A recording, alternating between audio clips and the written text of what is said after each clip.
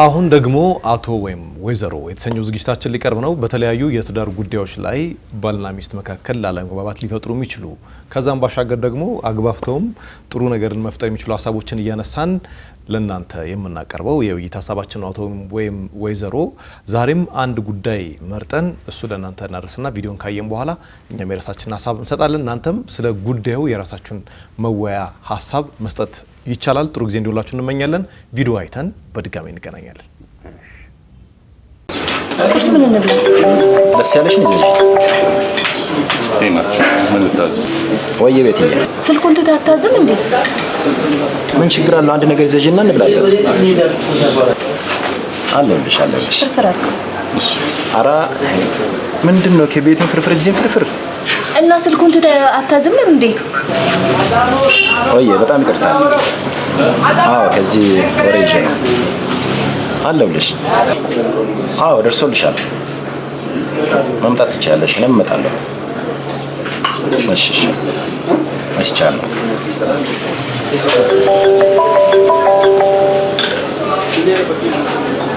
ወይ ሜሪዬ እንዴት ነሽ?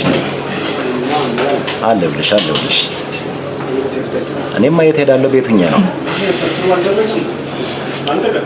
አለሁ። ፈጣሪ ይመስገን። ማን ነው? ፍርፍሩ አልደረሰም እንዴ? አዎ መምጣት ትችያለሽ። እመጣለሁ። አንድ 30 ደቂቃ ቢፈጅብኝ ነው። እሺ መጣሁልሽ። እሺ እናቴ። ሜሪቾ ደግሞ ማናት? ኧረ ታውቂያታለሽ። ከስተመሪ ነች። የረጅም ጊዜ አላውቃትም። 30 ደቂቃ ውስጥ ደርሳለሁ ምናምን የምትላት ያንተ የሴት ጓደኞች አሁንስ በዙ። እኔ እነዚህን ሁሉ አላውቃቸው። ሁሉም ደንበኞችን እኮ ማወቅ አይጠበቅብሽም አይደል እንዴ? ደንበኞቹ ሴቶች ናቸው። የሴቶች ፀጉር ቤት አይደል እንደምሰራው። አንቺም እኮ እንደዛ የወንዶች ፀጉር ቤት ብትሰሪ እኮ እንደዚህ ወንዶች ደውሉልሽ ነበር። ምንድነው እንደዚህ የምትሆኚው? ደግሞ ታውቂያቸዋለሽ እኮ ደንበኞች ናቸው እንዴ? ከነሱ ስልክ አንስቼ አውርቼ ቀጥሬያቸው እኮ ነው የማገኛቸው። የስራው ባህሪ እኮ ይሄን ደግሞ ታውቂዋለሽ፣ ጠንቅቀሽ ታውቂዋለሽ። አንቺም እኮ በዛ ነው የተዋወቅነው አይደል እንዴ? እነዚህ ደግሞ ደንበኞች ናቸው። እነሱንም ልክ እንደኔ ታገኛቸዋለህ ማለት ነው? ይሄ ስራዬ ነው። በእንጀራዬ ደግሞ ምን ሆነሽ ነው? ተይ እንጂ ቁርሳችን እንብላበት። ገና ካገባው 6 ወሬ ነው። አዲስ ሙሽራ ነኝ። ከባለቤቴ ጋር ምንም ልግባባ አልቻልኩም። 24 ሰዓት ስልክ ነው የሚደወልለት። የሴት ጓደኞቹ በጣም በዙ። በእርግጥ የሴቶች ፀጉር ቤት ነው የሚሰራው፣ ግን በጣም በዛ የሱ። አንዴ ቤትዬ አንዴ ሜሪቾ ምናምን እያለ እኔን ራሱ እነሱን አቆላምጦ እንደሚጠራው አቆላምጦ ተርጦኝ አቅም ምግብን ምን በላበት ሰዓት እንኳን የለም። ስልክ ነው በቃ 24 ሰዓት ቀንም ማታም በቃ ለኔ ምንም ጊዜ አይሰጠኝም። ምንም ይሄ ሁላ የሴት ጓደኛ ምን እንደሚያደርግለት አላቅም። የሱ የሴት ጓደኞች ብዛት እኔ ጭንቅላቴን ሊያፈነዳኝ ነው። አሁንስ በጣም ነው የመረረኝ። ቆይ አንድ ባለ ትዳር ይሄ ሁላ የሴት ጓደኛ ምን ያደርግለታል? ይሄ አያስጠረጥርም? መጠርጠሬ ልክ ነው አይደለም? እስኪ ፍረዱኝ እናንተ። ከሚስቴ ጋር ከተጋባን 6 ወር ሆኖናል። ግን እስካሁን ስራውንና እኔና ስራውን እንጂ የስራውን ባህሪ ልታውቅ አልቻለችም። እኔ ከደንበኞቼ ጋር ያለኝ ግንኙነት ከዚህ ባለፈ ምንም ነገር የለኝም። ስራዬ ውላለሁ፣ ሲሰራውዬ ወደ ቤቴ እገባለሁ። ቤትም ገብቼ ግን የስራው ባህሪ እንደዚህ ነው። እነዚህ ደንበኞቼ ከስተመሪ ብቻ አይደሉም፣ እንጀራዬ ናቸው። ያንን ደግሞ ልትረዳኝ አልቻለችም። ስልክ ማውራቸውም ወረፋ ለማስያዝ የሚፈልጉት ነገሮች ካላቸው ደውሎ ለማዘዝ፣ ከዚህ ባለፈ እሷን ተደብቄ ማውራ ስልክ የለኝም። ሁሌ እንደሰማችኝ ነው ማውራው። ግን ይሄን ነገር ልትረዳኝ አልቻለችም። ሁሌ ያነጫንጫታል፣ ያናድዳታል። እነዚህ ከስተመሮች ናቸው። ይሄ ደግሞ ሁሌ ያናዳታል። ይሄን ልትረዳኝ አልቻለችም። ቆይ የሴት ጓደኞች መብዛት እንደዚህ ሰውን ያናድዳል እንዴ? እንደዚህ ያስከፋል? እስቲ ፍረዱኝ። እኔ ሊገባኝ አልቻለም። እነዚህ ጓደኞቼ ብቻ አይደሉም፣ በስራ ቦታ ውጪ ሌላ ቦታ ምንም ግንኙነት የለንም። እኔ ራሴ የምላቸው ጓደኞች አሉኝ። ለነሱም እንኳን ጊዜ ሰጥቻቸው አላውቅም። ስራዬን ነው የምሰራው። ስራው የቤቴ ነው የሚገባው። በስልክ ደግሞ ከከስተመሮቼ ጋር አወራለሁ። ከስተመሮቼ ደግሞ ሴት መሆናቸውን እያወቀች ሁሌ እንደዚህ መሆኗ ለምን እንደሆነ ሊገባኝ አልቻለም። እስቲ ፍረዱኝ።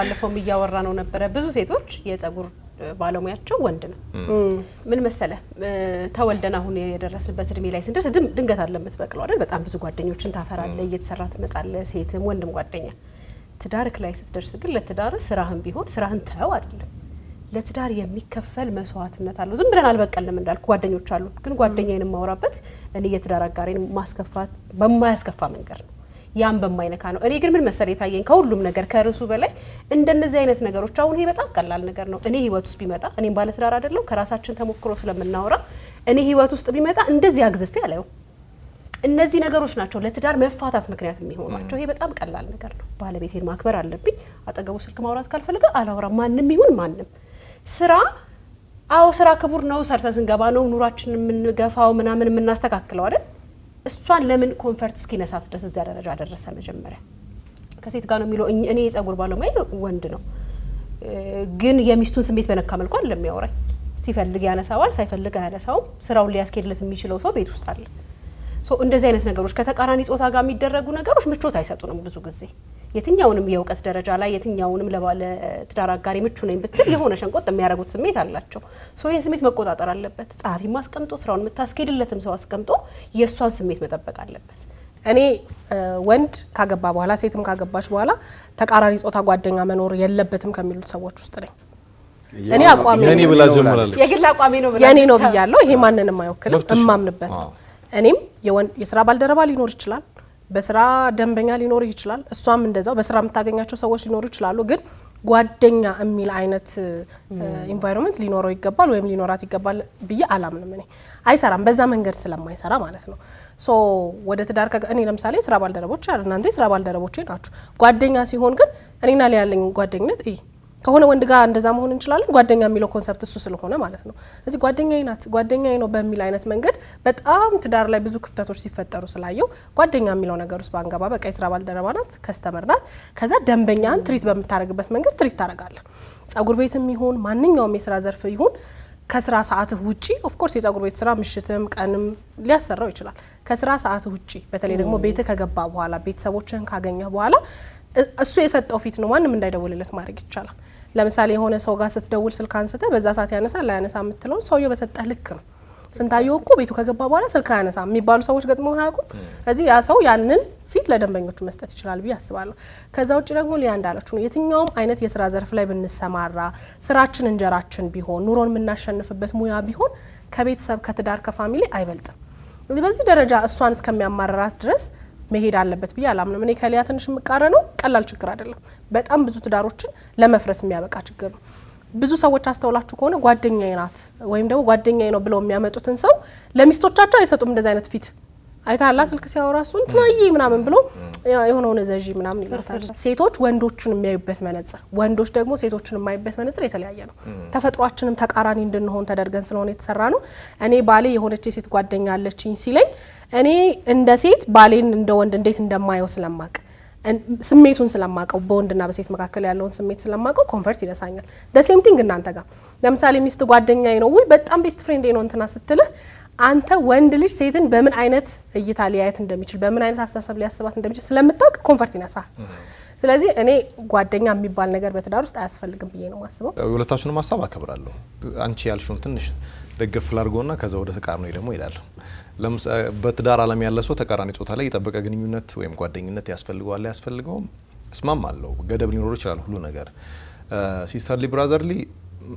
እኔና ሚስቴ መጀመሪያ ሲስተርሊ ብራዘርሊ የተገናኘው ከሰፋው ባላ ሲስተርሊ ብራዘርሊ ተመጣ አልኩሽ እሱን በደንብ አከብራለሁ ረዳለሁ እሱን ሐሳብ ከዛ ውጪ ግን እኔ ለምሳሌ አንቺ ባለቤትሽን ስታገቢው ብዙ ነገር በዙሪያው አለ ማለት ማንነቱን የሚገነቡ የሱ መገለጫ የሆኑ ብዙ ነገሮች አሉ ለምሳሌ ስራው ባህሪ ሊሆን ይችላል የሱ የግል ጉዳዮች እንዳሉ ሆነው በዙሪያ ያሉ ሰዎች ጭምራለ መታስቀሪውን ታስቀሪያለሽና የተገናባባቸው ነገሮችና መሰረታዊ የሆኑ ነገሮችን ባንዴ መነቅነቅና መጣል አይቻልም ስለዚህ እነኛን ነገሮች በሙሉ ታምኑበት ነው ትዳር ምን መሰረታው አይደል እኔ ሚስቴን ስራዋን አክብሬ መስራውን ስራው ቄስ ከገባው ድረስ አንደርስታንድ ላደርግ የሚገባው ብዙ ነገር ይኖራል ያስባለሁ ለምሳሌ መኖር ካለብን መስራት አለብን ስለዚህ እኔ እንደ ስራ ባህሪ መኖር አለብኝ ስለዚህ የስራ ባህሪ ማክበር አለባት ምንም የሚያጠያይቅ ነገር አይደለም አይደል ግዴታ ነው ትወና ላይ እንትናዬ ባይልም ግን ስራው ይሰራል ለነግርሽ ነው የስራ ባህሪ አሁን ምልሽ እሱ ነው ለምሳሌ ከዚህ የባሰሮች ድለላ ለምሳሌ አለ ስልክ አለማንሳት ማትችበት ስራ ነው ከዚህ ዋሳ ማለት ነው።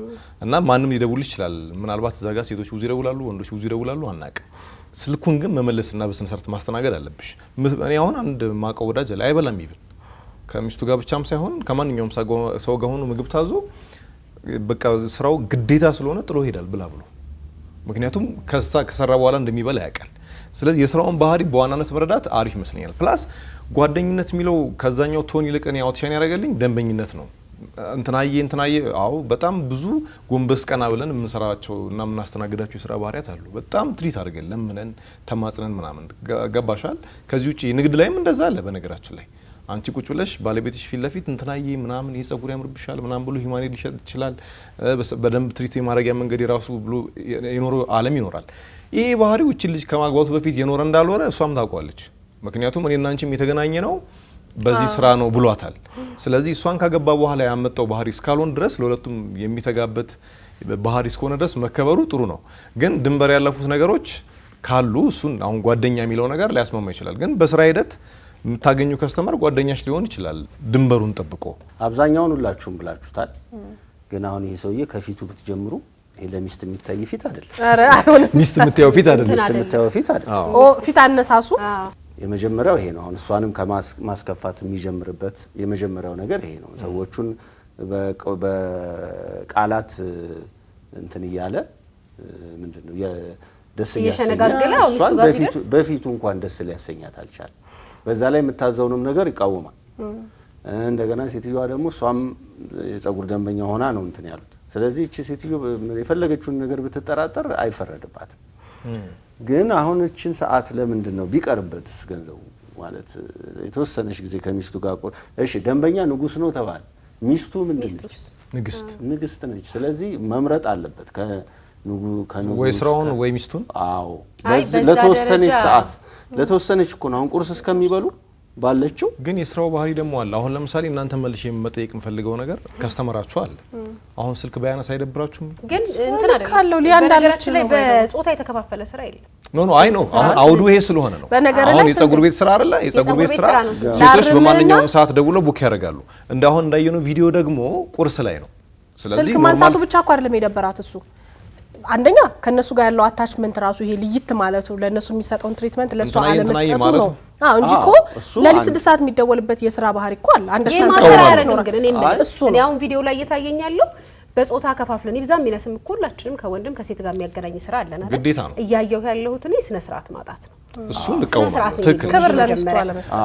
እና ያገኘሽኝም ጸጉር ቤት ነው ኦኬ ስላገኘችው በዛ መንገድ መቀጠል የለበትም። እኔ ከናፍቆት ጋር አሁንም ነገሩን ጠቅላላ ለማድረግ ወንድ የሴት ጓደኛ ሊኖረው አይገባም በሚለው አይደለም። የሷን ሀሳብ አከብራለሁ። የተነሳችበት ነጥብ ልክ ነው። ግን ሁላችንም የወንድ የሴት ጓደኛ ይኖር አያያዙን መቻል ነው ያለብን።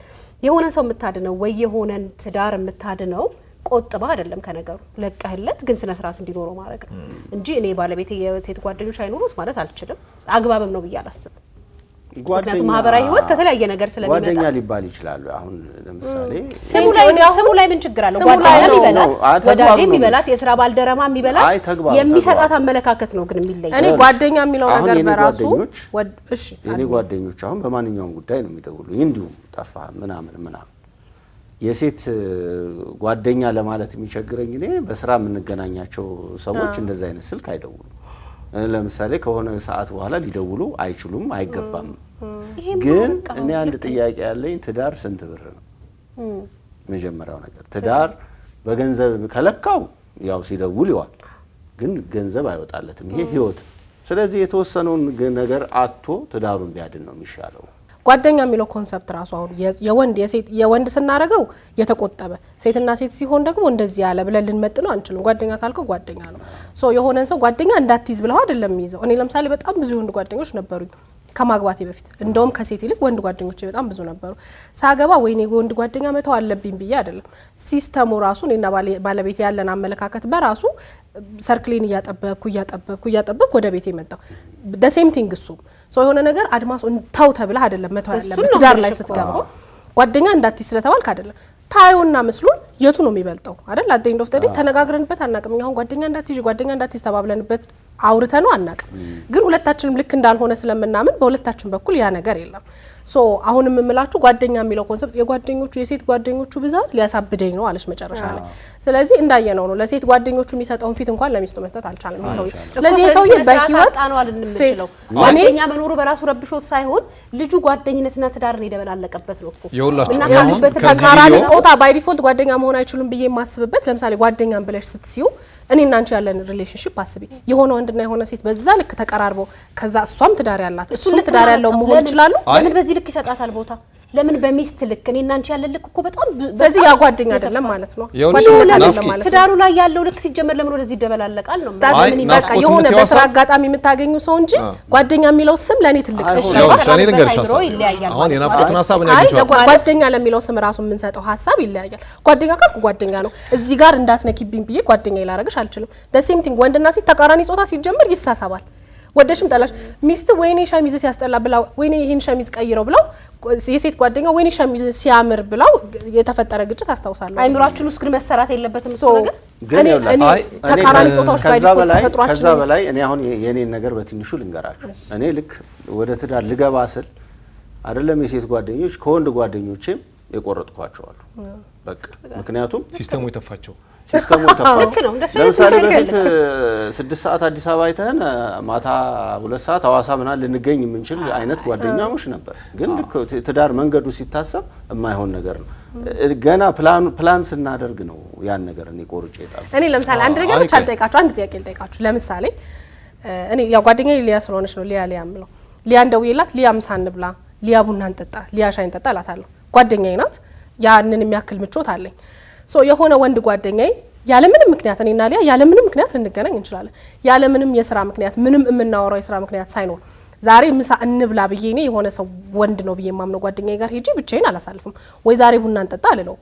ምክንያቱም እንዳልኩት ነው ተቃራኒ ጾታ ባይ ዲፎልት የሆነ መስመር ላይ መሄድ አይቀርም ብዬ ስለማምን። ሰውየው በጣም ጨዋ ነው፣ ምንም ሊያጠራጥርሽ የሚችል ነገር የለውም። ግን ቤስት ፍሬንድ አለ አይዶም ማይንድ አይገርም። እሺ የሆነ ወንድ ጓደኛ አለኝ ብለሽ ምሳ እንብላ ብለሽ ወይ ሄደሽ ትበያለሽ ባለቤትሽ ይያለ ታላደምጣሉኝ ነው ልጆች ኢትስ ኦኬ ኢትስ ኖርማል ለኔ ኖርማል አይደለም እንዳለችው ልዩነታችን ሲጀምር ምናምን አይደለም። አይ ሀሳቡ ራሱ ሮንግ ነው አይደለም። በግሩፕ አይደለም። እኔ አንቺ ብቻሽን አገኝሻለሁ ጓደኛዬ ነሽ። እኔ ያ ነፃነት አለኝ አንቺ ጋር ብቻሽን የሆነ ቦታው ማተር ሳያረግሽ ኖ ትመልስ እኔ ባለበት የግንኙነት ደረጃ ከሆነ ያለው ቢያገባ ከሆነ ለትዳር ክብር ካለው ጓደኛ እንደዛ ካለው ጓደኛ ስንመርጥ እንደዛ እንልም። አይ በቃ እኔ ዋንድ ጓደኛ ጋር ሲንግል ልሆን እችላለሁ ጓደኞቼ። ስለዚህ ትዳር ያለው ሰው ጓደኛ ሊኖረው አይገባም። አይደለም ሊኖራችሁ ይገባል። ምረጡ እንዴ መሰለሽ ቀይ ስንት ነው ስማኝ ቆይ ልንገራችሁ እነሱ ይሻላል። ወይ ዝም በይ አንተ ሚስት ይሄ ብቻ መልስልኝ። ሚስት የሆነ ቤስት ፍሬንድ አላት እንበል ምንም ጨዋናት ታምናታለህ ምን ሲደረግ ለምን ቤስት ፍሬንድ ከዛ ምሳ እንብላ ወይ ከእንትና ጋር ነኝ ከማን ነው እሺ ስም እንስጠው ካራክተሩን ከኤርሚ ጋር ምሳ እየበላው ነው ብትል አንተ ጋር ምሳ የመብላት አክሰሱ እያላት ምን ነው የሚሰማ? ቆይ ላስብበት። ጓደኛ ግን ሀሳቡን ይላችሁ የመጨረሻ ጠቅላላ እስቲ አንተ ወንድ ደግሞ ልዩነታችንን አከብራለሁ ባይ ዘ ወይ ሁላችን ማለት እኔ ባይ ዘ ወይ ሀሳቡ የተነሳው ሀሳብ እንትን ውስጥ ገዢ ህሊና አይደለም ነው ቁጥጥር ነው። ምን ጥያቄ የለውም። አዎ በቃ ህሊና ከሌለው አይ የናፍቆትን ሀሳብ ልንገራችሁ። እኔ በተረዳሁት መጠን አላገኘናትም ሀሳቡን መሰለኝ። ሲጀምር ትዳር ሲመሰረት ብሎክ የሚደረጉ ብዙ ነገሮች አሉ። የእሱ ሀሳብ ልክ ነው። አሁን ለምሳሌ እንደ ጓደኝነት እንደ ስራ ባልደረባነት እኔና ናፍቆት ምሳ ልንበላ እንችላለን። የእሷን ሀሳብ ማከብረው እንደ ቤስት ፍሬንድ አድርጋ ግን እስቲ ምሳ እንብላ ምናምን ልትለኝ አትችልም። ምክንያቱም እኔም ያ ድፍረት አይኖረኝም። በፊት ቤስት ፍሬንድ ነው እንኳን በሆን ትዳር እሷ መመስረቷን ሳቅ እሷ ከመዝጋቷ በፊት እኔም ዘጋው ብዙ ነገር አለ። ገባሽ አይደለ? ከዛ አንግል ነው አንደርስታንድ ማድረጋት እኔ መረዳት ማለት ነው። ቤስት ፍሬንድ የኮመን ፍሬንድ ሊኖር ይችላል። የሷም የባሏም በዙሪያ ያለ ሊኖር ይችላል። ገባሽ አይደል? አንቺ ባቀጠንሽው መንገድ አይደለም ምን ያሰብኩት አለዛ እኮ ነው አልሰማላችሁ እኮ ታገል አስታራቂ ለዘላለም እና ኮቴል ልታስቆል እስቲ አንተ ደግሞ አሁን ሽማግሌ ወይኔ ናፍቆት ጀምር ይገባል። ነገራችን ላይ ሀሳቡ በቃ ቤተሰቦቻችን ጋር ሲደርስ በጣም ረዝሞ አሰልቺ እንዳይሆን በክፍል ሁለት አይነት ነገር የምንመለስበት ሆኖ ከዛ ባሻገር ግን ደንበኞቹን ናፍቆት ባለችው አይነት መንገድ ከሆነ ቤስት ፍሬንድ ብሎ ሴቶቹ የሚያገኛቸው የስራ እጅን ታገኛለህ ነው የምለው።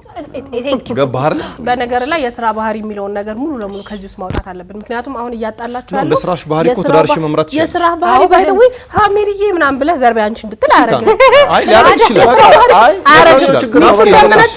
ሚስቱን እንዲያመናጭ እሱን እኮ ተቃወም ያለው እሱ የስራ ባህሪ አይደለም፣ የስራ ባህሪ ነው። ለምሳሌ አንቺ ናፍቆት ከኔ ጋር ልብሶች የምትገዢ ከሆነ በጣም የ2 ዓመት የ10 ዓመት ደንበኛ ከሆንሽ ናፍቄ ነው ልሽ የምችለው። አትበል እኮ አይደለም እያልኩ ያለው ስንት ጊዜ ነው የሚባለው? 50 ጊዜ የሚበል ሚስቴን እሷን ነው ተጠብቄ እዚህ ፈለግሽው ምናምን ማለት የለም። እሱን እኮ አተቃወምኩኝ። ባይ ዘ ወይ ፋፒላ እንትን ያዝ ችግሩ እንዴት ሊፈታ እንደሚችል ታውቃለህ?